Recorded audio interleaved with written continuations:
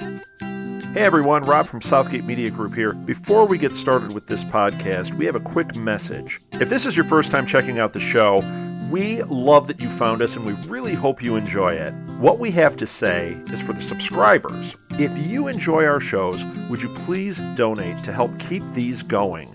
We don't want to have to put traditional ads on these shows, but this does cost money. So we really do rely heavily on donations.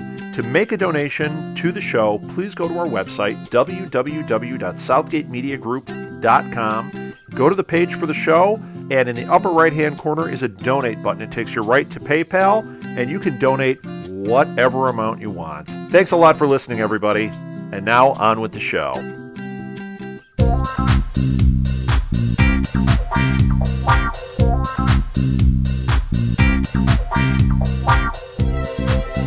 Hello and welcome to the ShowRatings.tv Pilot Roundtable, a Southgate Media Group podcast. I'm Kyle Tremblay. And I'm Olivia Richards. And we're from ShowRatings.tv, where you can rate and review all your favorite TV shows, including the new series we're talking about today. State of Affairs. Dun dun dun. Dun, dun, dun. Dramatic music.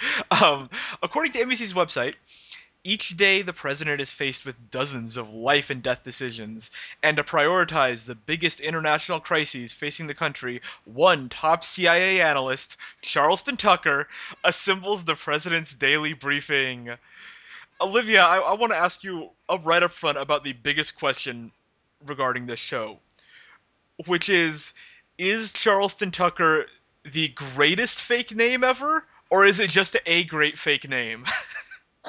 I think both. I mean, Okay. they call her Charlie, so it's like you get the benefit of it being a very high profile CIA name, but at the same time you get that that extra benefit where she gets to be androgynous. Yeah. So she's very feminine in physical features, but she's very masculine in how she approaches her job, and she has, Charlie, which is her nickname. So Oh, I'm glad you thought into this and really came up with that. That's a good explanation.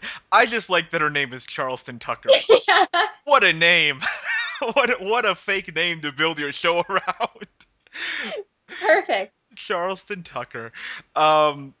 So okay. What is a little more serious, but not really much more serious. What's your history with Katherine Heigl? She is someone who a lot of people have strong opinions on. Do you have strong opinions on her, or where are you at with her as an actress? Well, I sort of make my way through the sitcom or through the rom-com genre. Of course. So obviously, Katherine Heigl is sort of the reigning queen of the big screen rom-com. So everyone is 27 Dresses and New Year's Eve and things like that. But then on the small screen, people who know her from Grey's Anatomy, that's more of a serious dramatic role that she takes. So I feel when she transfers to the big screen, you want to see her, kind of paired off with Gerard Butler and kind of being the goofy and hapless romantic. And then when you see her on the small screen, you want to see her, kicking ass and taking names. So it kind of just depends which format you're watching her on. And yeah, she was kind of doing the latter here, I would say. What were your thoughts on this pilot? What did you think about it? I liked the content. My only thing about it was that the pacing was a little bit everywhere for me, because I feel everything and nothing happened at the same time. A lot of political stuff. So if you're politically savvy, the show is definitely something that you're going to want to watch, especially if you kind of have an interest in foreign affairs. But I think on the personal side, that storyline was a little bit messy. I don't know if that was intentional, and they kind of want to build up, because that is kind of drawing the audience in and building their interest in the show. But I kind of wasn't sure what I was watching partway through. I was kind of trying to just keep up. Yeah, I mean, when I read the description of the show, they mentioned that she's a top CIA analyst, which is literally the first time that I knew what her job was.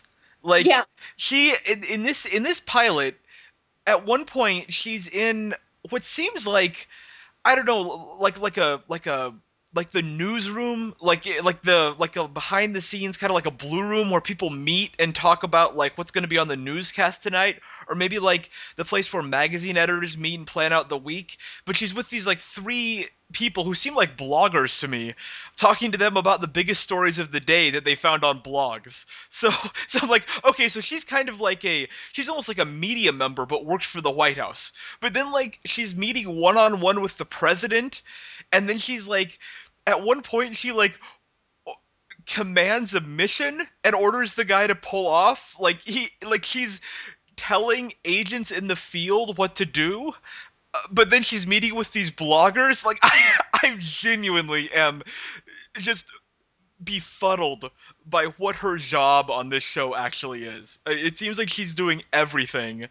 And I have no sense at all about like what her role in the White House is except to do everything.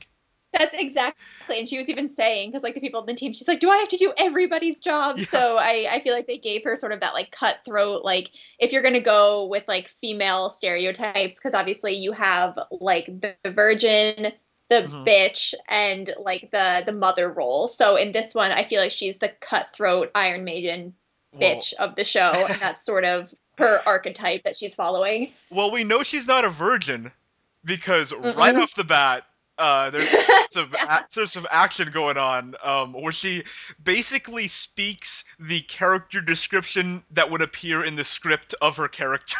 She basically, like, they have a scene where she's talking to what I think is a psychologist, and she's like, I'm tough. I'm a mess in the what's it? It's the line from the commercial, like, I'm a mess in my personal life, but a sniper in my professional life. It's like, oh boy, oh dear. I'm glad they set that up like right away so that we knew. Yeah, like she's really just reading the character brief at that point on her own character. Have you watched Homeland at all? I've seen like little snippets. I haven't seen the show like as a whole, but I've seen like kind of bits and pieces. Okay, because this show is a major problem. Like what about The Blacklist? Have you watched any of The Blacklist? Yes, I have. Okay. Because The Blacklist is NBC's quite possibly only hit right now, and the show is paired with The Blacklist, and so it's pretty clear that NBC is going for a certain vibe here. And to me, the main problem with State of Affairs is that it feels so derivative. It feels like the way I would describe it is this is a show that went shopping and picked out some Homeland, picked out some Blacklist, and then picked out a little bit of like Aaron Sorkin style dialogue. Like I mentioned the newsroom earlier. Like there's a little bit of Sorkin here where it's like political West Wing walk and talks. But the problem is when it went shopping for those three things, it went to the 99-cent store. And it got the cheapest possible version of all of that. Like this feels like the worst Homeland. It feels like the worst Blacklist. And it feels like Sorkin fan fiction. Like it doesn't to me feel genuine in any way. Like this NBC has this problem from time to time. I'm thinking of like The Event or Flash Forward, where a show too obviously feels like it was created in a focus group. Where it's like people like spies, people like politics, people like Sorkin. Let's put this all in a pot, stir, add some Katherine Heigl, and let it go. You know, that's no, exactly right. The show. I don't know if you got any of that because this isn't. I imagine the sort of political thriller maybe isn't your arena. You mentioned you're into the rom-coms. Maybe well, how much of that did you get? Like the thing is, I am very into Sorkin because I was raised watching The West Wing, and then I kind of became a fan, which I have still not lived down, of watching the newsroom. Oh no. So yeah, so like I definitely see elements of that, and it's like you're saying, it's just I wish it was cohesive like the other shows, because right now it seems very piecemeal. And it's just little bits and pieces of things, and it's like right when you think like maybe you're onto something, it just jumps to the next thing, and I'm like I don't know what's happening. Like the show is not giving me time to catch up on what's going on because it's just flying through everything. Yeah, it seems like it doesn't quite know what it wants to do, because I've heard, and in reading about this pilot and reading about the show leading up to it, this pilot was changed significantly to put more focus on the sort of conspiracy element involving Katherine Heigl's former fiance, who was also the president's son, who was supposedly killed in a diplomatic convoy, although the end of this episode seems to call that into question. Although maybe I misunderstood what that scene was doing. I wasn't quite sure. At that point, I was kind of glazed over. But Thank you. Yes. yeah, but that element was really played up, and I think what you're responding to and what I responded to as well is this abrupt shift from her being a CIA analyst who assembles like the playbook. Like she's got this document and every day her and her team put it together and brief the president on what the president needs to be worried about. And it's like, okay, I get it. That kind of feels like the Blacklist, where it's like every day James Spader gives the FBI one person who they need to pursue, and they go on and pursue him, and then the next day James Spader gives them another person. It's like, okay, I get, like that's a premise for a procedural that makes sense to me. But so much of this pilot was about the conspiracy element and her like trying to avenge her fiance and the president being very affected by that in her decision making, and just I don't know, it didn't. I picked up what you picked up, which is that there wasn't a clear like statement of purpose here, and like or a clear sense of what this show is, in the way that I would have liked there to be. No, exactly. And like what I do give it kudos for is with the representation that it's giving, because I feel like it's good that we're having a strong female lead, because, you know, there is no doubt that Charleston is I'm still like, you know, laughing at that name, but like it's clear that she is, you know, the, you know, quote unquote strong female lead, so that's good. And then they also have the president being a woman of color, which is awesome. That's very, very good to have the network representing that demographic. But just everything else was a little bit messy. It's like they had a good premise, they just didn't know what to do with it. From that perspective, because this is, I think, a big reason that people watch Madam Secretary, which is a fairly similar show about a strong woman in politics. So from like the sort of, I guess I'll call it the feminist point of view or whatever you want to call it, is it problematic that so much of both Charleston's life and the life of the president, of Alfre Woodard, is consumed with the death? Let's just it's Alfre Woodard's son in the show, so let's just limit it to Charleston. That a lot of her present day life is consumed with the death of her fiance. Like, is it problematic at all that much of her story is about her trying to avenge a man's death, like that her story is still somehow about a man, even though she is this strong, very smart, capable woman? I think so. I think it could go either way, because I'm like, I think there is, for the demographic, you have like the love story, and that kind of like propels, apparently, or, you know, kind of keeps the story going. Yeah. But at the same time, it's like, it's not even like, I think it would have been better if like, what would happen if Charleston just enjoyed sex? What would happen if Charleston just liked to go to the bar? Like, why does it have to be that she's so traumatized by the death of her fiance that she's engaging in reckless sexual activities? Because we see guys do it on television all the time without having to have a tragic backstory. Right. So, like, for women, it's like you can have sex as long as there's a good reason, and because the audience can feel bad for you. Like, you can't just own your sexuality, right, and like, you know, be an active agent of it without having a therapist appointment right after. Like, yes, that element kind of ticked me off.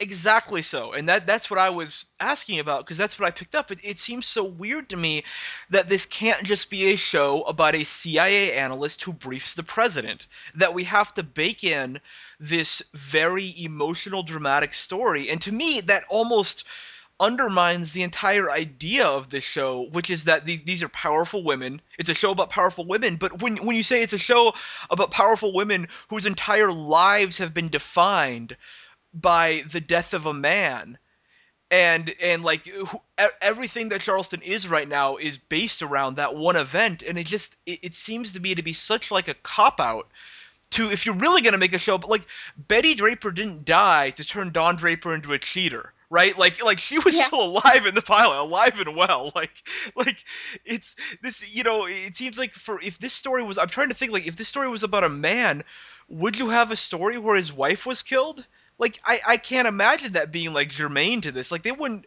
This could totally be a show about a guy and just be, the political part of it. Like I don't feel like the network would feel any obligation to have this what amounts to basically a story of lost love if the lead was a man. And so that kind of bugged me. And then like because it also bugged me because Homeland does it too, which is that Homeland started off so well, which is Carrie Mathison is basically this character, having what I think could be considered reckless sex, picking up guys at bars. One of the details from the pilot is that Carrie would wear her wedding ring to bars even though she had never been married because she only wanted guys who were okay with cheating on their wives. Yeah. So it's like, but there's no like tragic event in her past. Like she does have like a mental issue, but she's got I guess bipolar, but she's taking meds at the time, and it's like the point is like she was a fully formed person and her existence didn't depend on anybody else's, interactions didn't depend on anybody else's. And then over the course of 2 seasons, Homeland proceeded to have her fall in love with a terrorist and basically entirely define her actions based on her love of him. And it seems to me that State of Affairs is starting from that point. And that is really problematic to me. That's the thing is I will keep going back to How to Get Away with Murder because I feel like this is the first time in any television I've seen where we are getting a woman, not just not only just a woman of color, but like we're just seeing a woman who is flawed. Like end of story, period. You don't need to say like she's flawed because like for men on television, you don't have to say, well, he's flawed because ... and then fill in some sympathetic stuff to draw the audience in. But for women, I feel like there's the expectation of like we can like identify with you because we have to feel sorry for you. So we can excuse your flaws if we can sympathize with you and if we can feel bad and like fix you. Yes. And it's like, what? Like, is what? Yes. I'm sorry. Like, what are we doing? Yeah, there's a real, I think, fear among TV executives of letting a woman stand on her own like that. Of the way that Don Draper or Walter White or all these great male protagonists or really antagonists. These what's the term? If I'm blanking on the term, but antiheroes. We just sort of passed the age of the antihero, and Carrie on Homeland was supposed to be the great female antihero, and then she devolved into exactly the kind of representation of women that we've been getting, which is what you described precisely.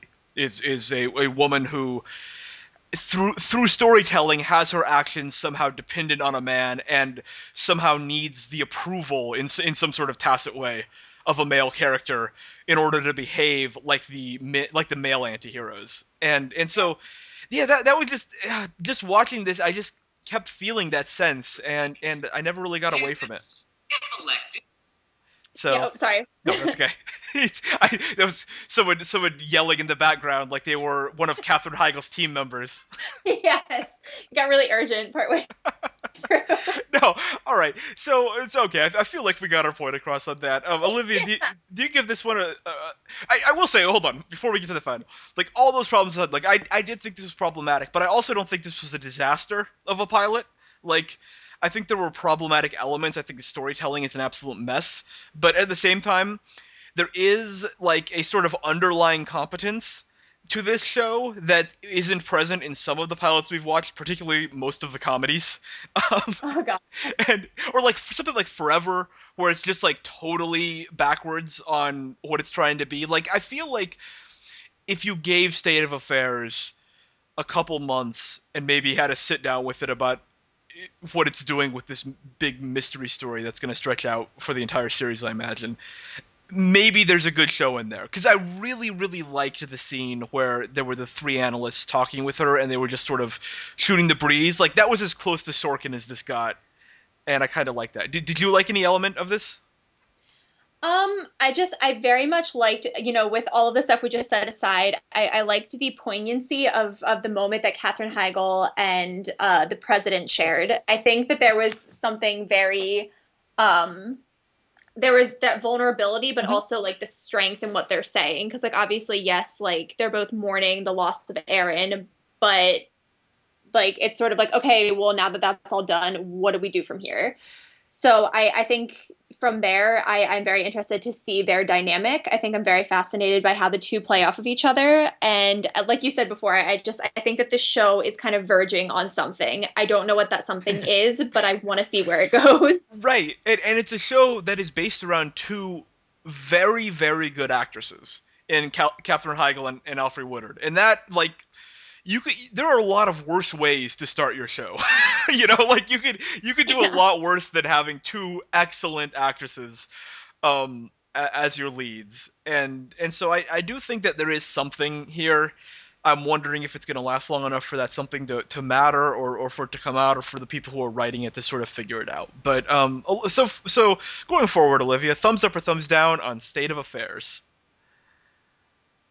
All right, for the time being, because this was the first episode, I'm going to give it a very tentative thumbs up. Okay.